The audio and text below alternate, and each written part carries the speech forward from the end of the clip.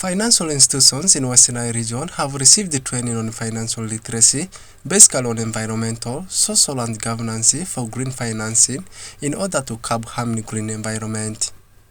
This happened on Thursday, 15th of May 2025, organized by ABI in partnership with the Uganda Institute of Banking and Financial Services, attracting over 50 senior executives and board members of financial institutions, mainly circle groups across Westnile region.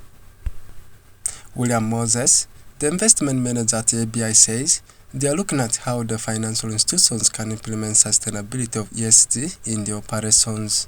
We do fund agribusinesses in Uganda, but through financial institutions. So basically why we are here today is the fact that world over there is a call for sustainability. And this is where we also want to see how can our partner financial institutions and also those we project to put on our loan book, how can they also implement sustainability in their operations? How can they implement ESG in their operations, in credit, in human resource, and so on and so on. So the participants are so much happy, they are learning, they are appreciating, and also they have related that really what they are training them is what they are always really practicing. So way back, they never knew that ideally they were practicing ESG. Joram Msuzi, trainer at the Institute of Banking and Financial Services, laments by saying, indeed the need for financial literacy is vital in relation to ESG. As a facilitator, I've realized that there is a lot of, there is need to train people so that people get to know what they are supposed to do.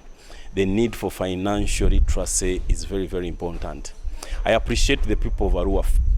For one thing, they kept time, they got interested, and it's so happening that they are ready and eager to learn about ESG. You realize that most of the practical elements we talked about, they really appreciated, they owned ESG and say for sure there is need to change. So most of them have appreciated it and they are very positive to make sure that they do at least the alternatives that have been seen to protect our environment, to protect our communities in terms of relationships, and also to make proper governance decisions. Bob Alinda, trainer at the Institute of Banking and Financial Services, says they are carrying out the activities to ensure that people have positive response to environment. All we are taking them through is because these institutions are the ones that are financing many of the businesses and people out there. And we are asking them to be more intentional about behaviors of our people in the communities, geared towards conservation of the environment, creating sustainability, where we can live an environment whereby our grandchildren or great-grandchildren also can find the beautiful environment that we do have for future generations to come. Tony Arinyihayo, credit manager Nile Microfinance, urges the financial institutions to do smart businesses which cannot affect the future generation. We are trying to see how do we do business as financial institutions minus affecting the environment. If we are doing business, how is the next generation going to continue surviving?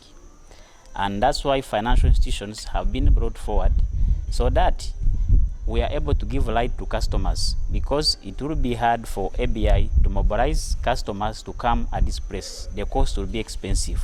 So they have to use financial institutions like us so that we are able to practice green financing.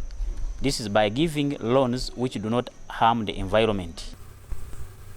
The training of the financial institutions is a countrywide activity organized by ABI, funded by Investment Fund for Developing Countries and European Union, and it major funds agri-businesses in Uganda through financial institutions.